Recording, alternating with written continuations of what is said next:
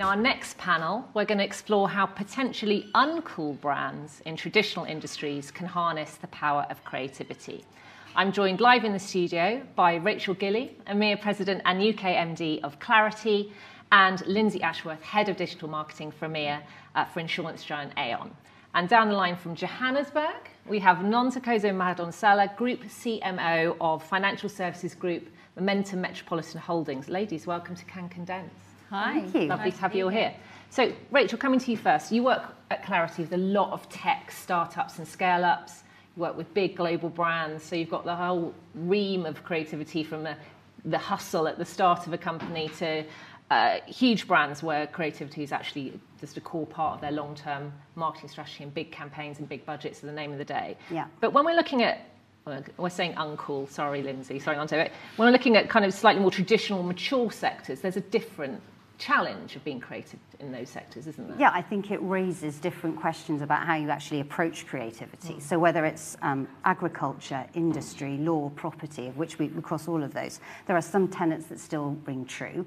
But is it easier to be more creative if you're a startup and a scale-up, where flatter hierarchies, you can pivot more quickly, maybe people feel more at ease to have conflict in those discussions than it is in a larger organisation where you have to have maybe more approval processes and maybe it's more siloed. So, yeah, you have to consider all of those factors. Lindsay, what's your experience been at Aon? Well, it's interesting for me because when I was thinking about this as a topic and how can we be creative in these kind of legacy archaic brands, particularly in something like financial services, I really started to think about what really is creativity and why we're trying to be creative. So I think it's when I think it through, I think it's not always difficult to sell in creativity, but I think it can be thinking about the why we want to be creative, because I think we can. Like any brand, we could get into the creative for the sake of being creative. But for us, it's really about having to understand our why and our customers' why as well. And what is it we're trying to do? So we're trying to change perception and trying to kind of change perception of what we are trying to help our clients with. Yes, it can be more difficult because of the structure and the more traditional structures to be a bit more agile and to get creativity signed off. But I think if we really focus on our why and we can sell that in, it can happen and it can change. And why is it so important to kind of keep pushing those boundaries of creativity, even within a kind of a legacy sector like insurance, for example? I think in something like insurance, it's more important than ever because risks are changing so much. So where I think insurance brokers were traditionally looking after people's property or their casualty or their liabilities, we're seeing in the kind of the industry in the marketplace that those aren't the biggest risks for organisations anymore. We're seeing risks like intellectual property risks are one of the top risks that businesses have to think about. Their talent risk, getting in their talent, that's the new type of risks. So where we're seeing that the clients' needs are changing so much, we're really having to really think about how we position ourselves and how we tell that story, or how we tell our story and how we can help our clients. So we are really having to push the boundaries with creativity because we've got lots more different stories to tell. But in terms of, I mean, you're talking about the insurance risks and how they're changing. But in terms of the risk to the brand, what line are you walking there, especially in a highly regulated sector? We have to push I think we're going to have to change the boundaries of the brand and what the perception is and what we're known for. So we're having to think that through and going, what is it that we are known for currently? What's our bread and butter? And what is it that we want to be known for? And what are the new markets meant to drive? So it's a lot of kind of the analysis work. From a reputational issue, I think it's being able to just understanding our clients' needs a lot more and what they know us for, and being able to just know how to go past those boundaries. So yeah, there's lots of work to do, and it's quite exciting in this creative space. And Nonto, hello in South Africa. Lovely to have you with us. Hello. Hi, Brian.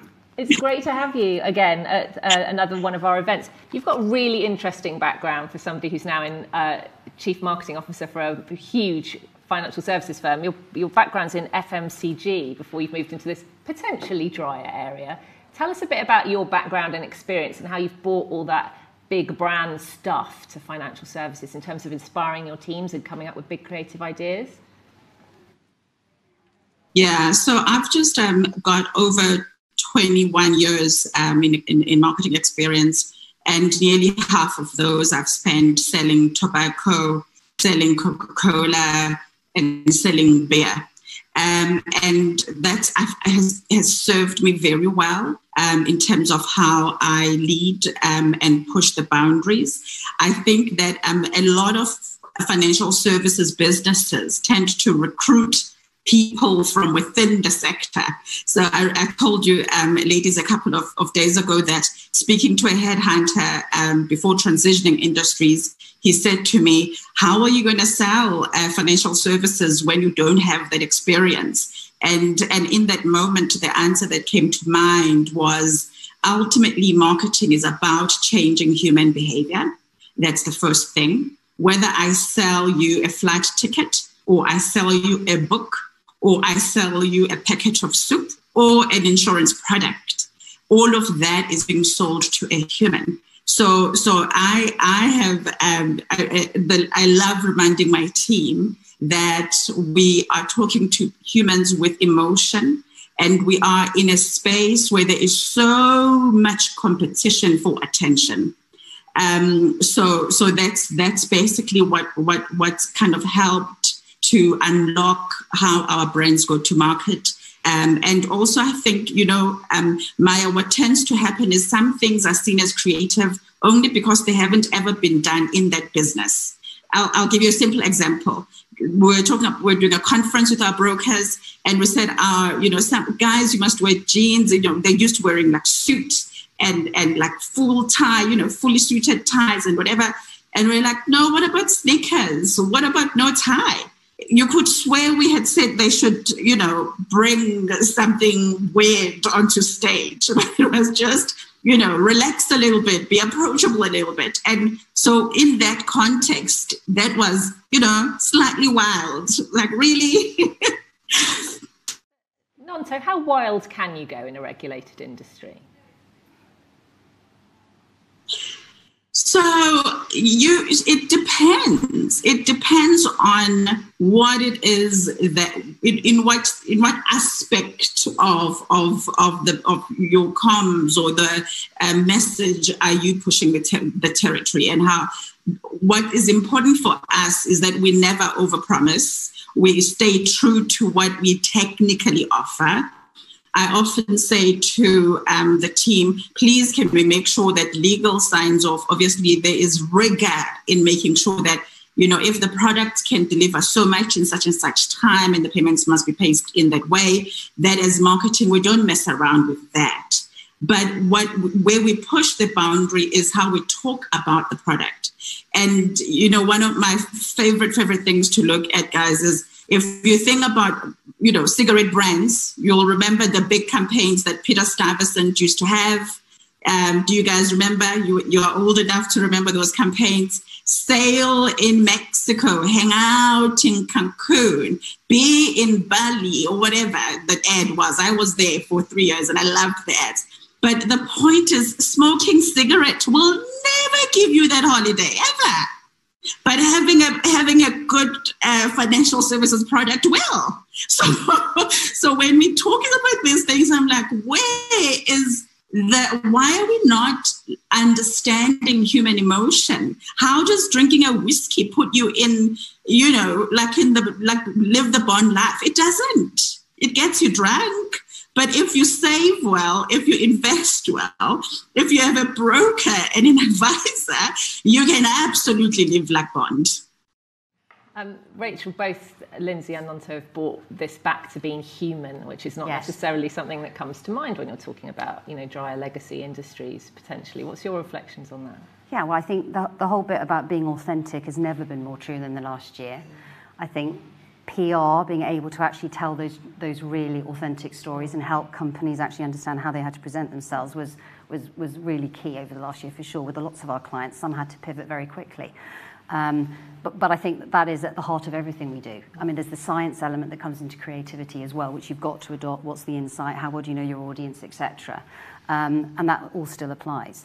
But yeah, I think there's work to be done, but I think actually the creativity that we've seen through the last year has been huge. So I think it's just, we're on this tipping point and got into a whole new phase of it, which I think is very exciting. Lindsay, would you agree that we're maybe on the cusp of something different because of what we've all gone through over the last 18 months? Definitely. I think what we've all gone through in the last 18 months has given every single emotion, every single feel there is to feel, has gone for everyone, no matter kind of if you're rich, poor, kind of black, white, child, grown up. Everyone has been pushed to their own boundaries emotionally. And I think it's going to really change the way that all sorts of brands talk to people, that it is really about driving on that kind of human emotion. And that's what I think in the insurance and finance industry, we don't want to kind of scare people into buying products, but connecting and protecting the things that matter the most to you. And that's essentially what we look to do in the insurance industry. So it's, and we can really kind of talk to that at the moment, you know, protect the things you love and those you love. And that's what we can do. And I think that message now resonates more than ever. And can you give me an example, any brands that you've seen kind of in traditional sectors, or even Aon, in fact, where you think they've really nailed this and pushed stuff forward and been super creative in maybe a sector where that hasn't happened so much previously? I think from my experience at Aon, what we've been doing is really more and more talking about organisations and their people. So we've identified there's the talent risk piece, but also we're seeing that more and more organisations really need to be thinking about their employees' well-being, and organisations have they're suddenly sitting up and listening to that message. So we've developed operationally a lot of products and solutions to support our clients with that. So a lot of our marketing has really been focused on what is it that you need to be doing to help look after your people. And so that's been a real focus for us, and a way that we're trying to really help our clients and what we're trying to talk to them about in a lot of our comms. And of course, that's not creativity in a vacuum. That's linked directly back to those audience insights that you've got. Yes. It's not creativity for its own sake and trying to shake things up. It's rooted in how you're seeing the business changing as well. Yeah. Nonto, what's your experience been of? Do you think we're on the cusp of a new sort of creativity for traditional sectors? Yeah, so I think we are, and I think, you know, there's in South Africa, certainly we're seeing a lot of CMOs coming from out of category, which kind of injects new thinking in the space. I think budgets are tight, so, you know, I often say to my exco team and the C-suite that, you guys, one day, you know, when you can give me more money, you will just see what we can do. So I think because budgets are getting tighter, we're having to be a lot more, you know, creative in how we do things. People are on, like I said, it's the year of content, or the season of content, or phase of content. So when we're thinking even about educating people about writing wills, estate planning, investing, we've got to think about how do we kind of disrupt and get attention, so that one, people can just pay attention to what we're doing and what we're talking about, but two, so that there's actually, you know, people consume the message within their homes as they do whatever else that they're doing. Rachel, Nonto mentioned budgets there, which is, yes. You know, how much of an issue is that for sectors that aren't necessarily kind of the big FMCG brands in your experience? For the smaller ones? Yeah. Well, I mean, you can debate budget, and there's an awful lot you can achieve with a very big budget, but I think you then are forced to get incredibly creative. I think the hardest part for startups is we can come up with great ideas, we can actually get them signed off very quickly, because you're usually dealing with the CEO or the founders, so that happens quickly, but it's how do you make sure that those are ideas that have got legs, that aren't just moments in time. And I think that's potentially the harder bit, because there isn't an unending budget. But I do think the whole subject of budget's an interesting one. There was a Forrester report that came out in 2019 that said the net return impact on businesses that spend more on creativity, where it normally goes on technology, actually see a massive return. Really? And that is in the taking on board a creative team or an agency to give you that third-party perspective. But I do think there's truth in that. The shiny stuff can be technology in some of the bigger organisations, and that's where people get excited and they can see the returns on that. But actually, creativity can have that impact. And Lindsay, from an in-house point of view, how hard do you have to fight for more budget to be more creative? I was going to say, Rachel, I'd be keen to read that for us, because this is somewhere we always have struggled, because we work on quarter-to-quarter budgets. People want to see what's the ROI going to give me this quarter, next quarter. So being able to really clearly articulate the investment of a long-term play by investing in creativity is always one we struggled with a little bit, because it's not a kind of a button-pushing exercise where we push X and get X, but it is that kind of longer-term play, which I think we all know within this industry. It does have those long-term returns, but having that kind of algorithm that I can give my FD and go, this will definitely return X, is something we've always struggled with. So we can tell a good story, but it's never that exact science that the FD likes. Yeah, well, no, inevitably, it's the eternal battle. Yes. Nonto, coming to you, how hard do you have to fight for your bigger marketing budget every year?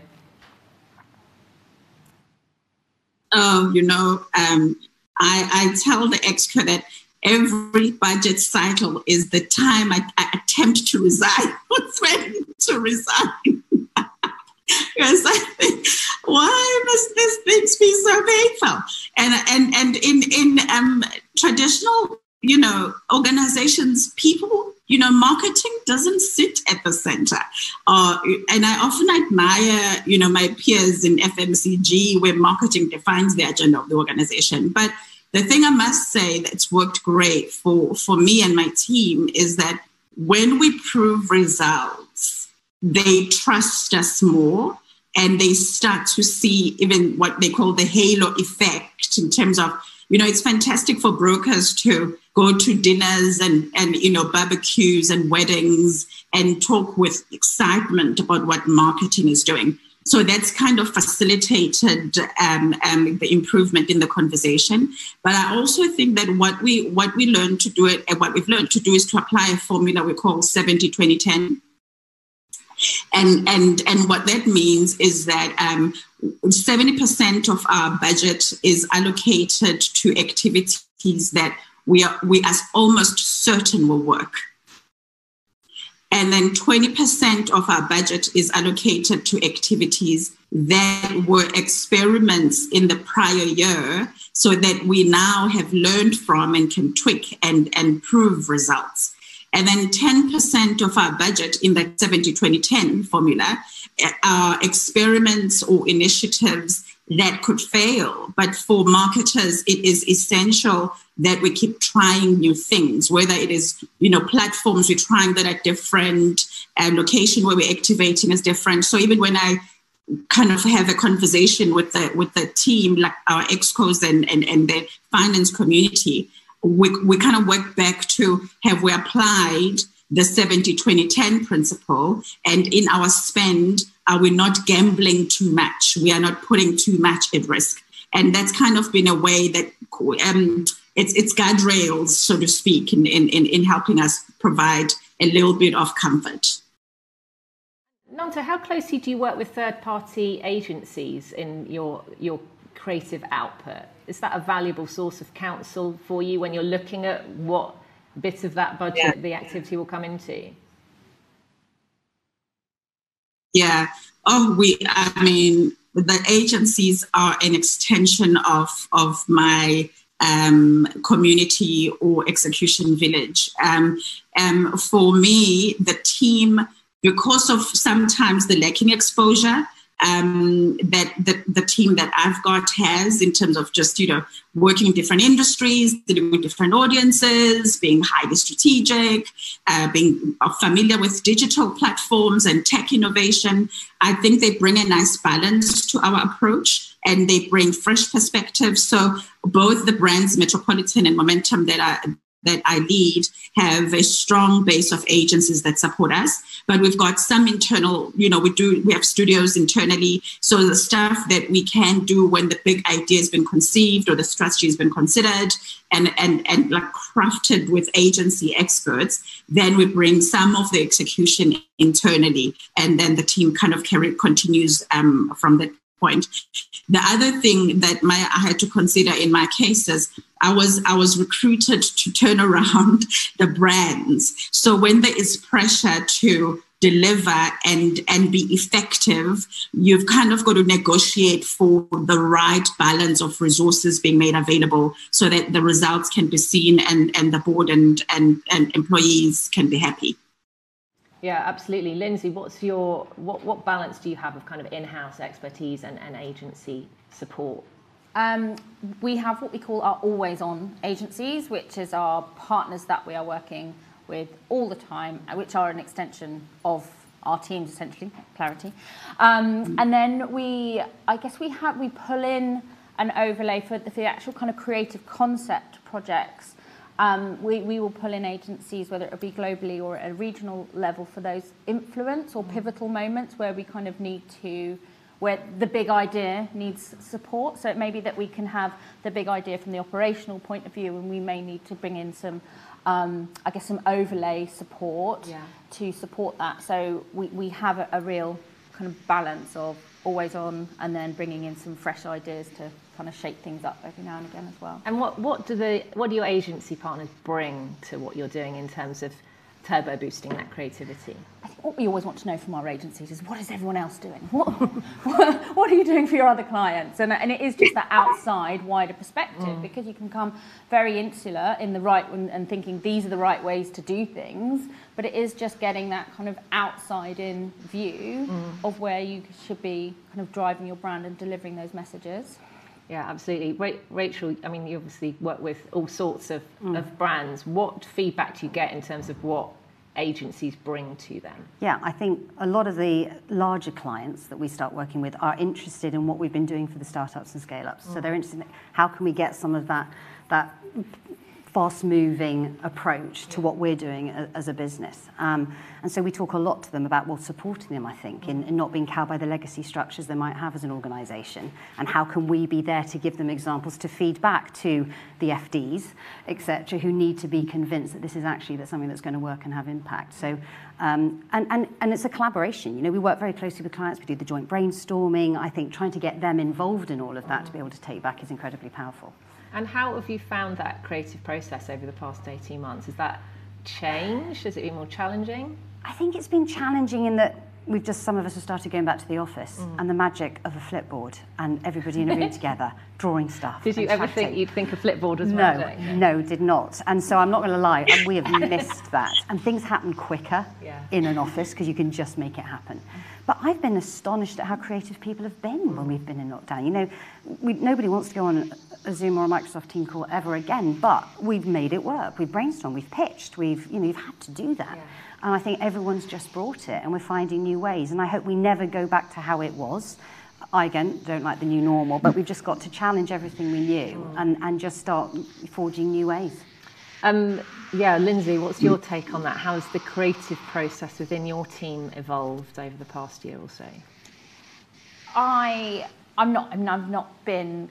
I think it's really stifled some colleagues' creativity, and you've had to kind of really push people to still think creativity. And I still personally think that the greatest ideas come from a war room, loads of people bouncing ideas around, connecting, looking at each other, kind of questioning things. And I think you're more likely to really get under the bonnet of an idea when you're together in a room. So I'm very excited from when we can do that again. But things have happened and we have carried on because we've had to. You know, we've had to keep innovating. And particularly now we've had to change quite a lot of our proposition to match our clients' needs. So we've had to innovate to keep up. But I'm very much looking forward to the fact when we can get back in that war room and kind of throw ideas around. We're hearing that a lot from agencies. Nonto, how do you keep inspiring your teams when you're working in new, different, hybrid ways? You mentioned the other day that you make them all go and watch Drake's latest video. It's an interesting approach. So, we have done some of our best work in lockdown. I am so proud of the team. We've delivered campaigns that have surprised us. But I think it's really using Nonto, so we've got a little bit of a connectivity issue there, I think. thing that the other thing that